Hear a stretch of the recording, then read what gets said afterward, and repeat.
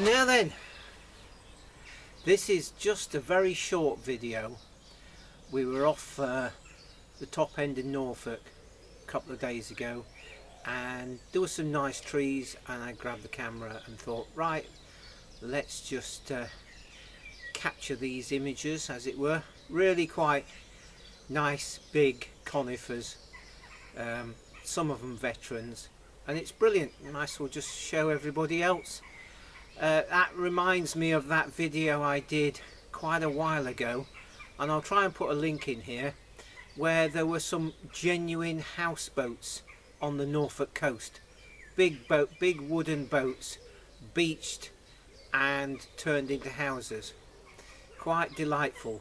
I bet you a lot of my loyal viewers have not seen that one, because it might be 5 or 6 years ago since I did that one. Anyway, the only problem with this is there's a couple of clips in the middle where there's a wiggly black line on the bottom of the clip, and I'm not sure what on earth's going on there, whether or not it's the shutter didn't open, that covers the lens, yeah, for transport, whether that didn't open properly or something like that, but I didn't notice when I was looking through the viewfinder. Anyway, so you just have to put up with that wiggly line at the bottom, and it's only on a couple of very short clips. So anyway, I hope you enjoy this, because we had a cracking day out there, just wandering about looking at big trees. Cheers for now. I'm just wandering in the woods, and I came across this. Look at this. It's a Scots pine. It's pretty big.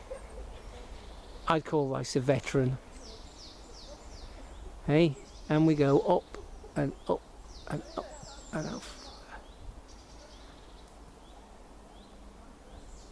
So there we go. And just along here, just down this path, there's an even nicer one.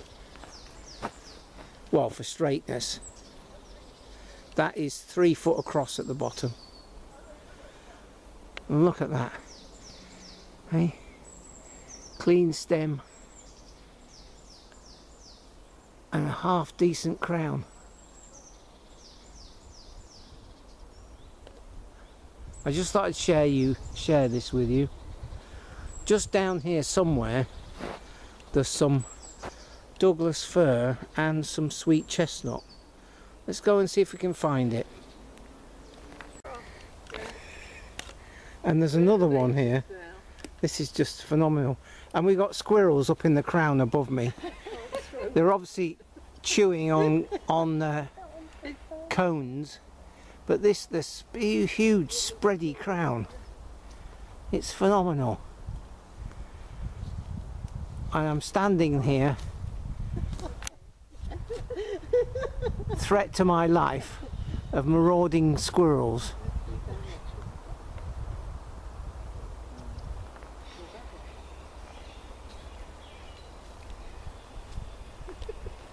So I just wandered down this path, and again it's Scots pine that's been thinned reasonably well. You can see some sky up there.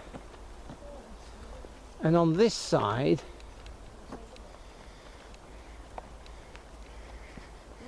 it looks like Corsican pine, some of it. But underneath, and here's the interesting bit, there's ferns and people. is Douglas fir. Natural regen Douglas fir. Oh right, yeah. Actually, yeah, that one's a Douglas fir, but this one here is a western red cedar. Let's just go and have a look. We'll just come past this holly.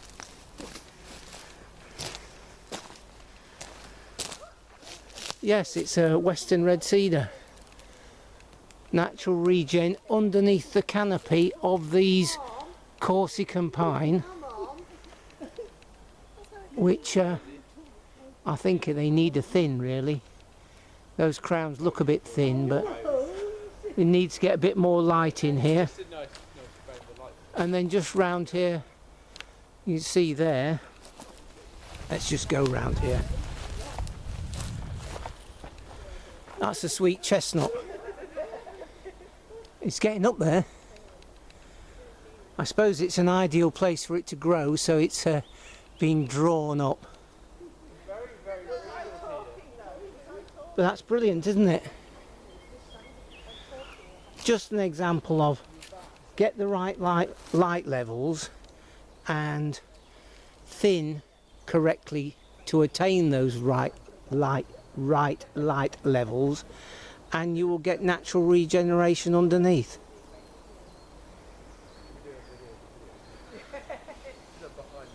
That'll do.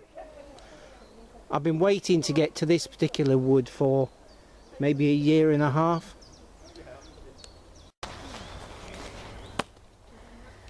And I thought that was it. But we have a reasonably large, about 2 foot in diameter, so not a monster. But this is quite a nice sweet chestnut. Again, big spready crown going right up there. Great, isn't it? Absolutely marvellous. And of course, these woodlands have a slight continental feel about them on this very bright sunny day, with these big tall pines.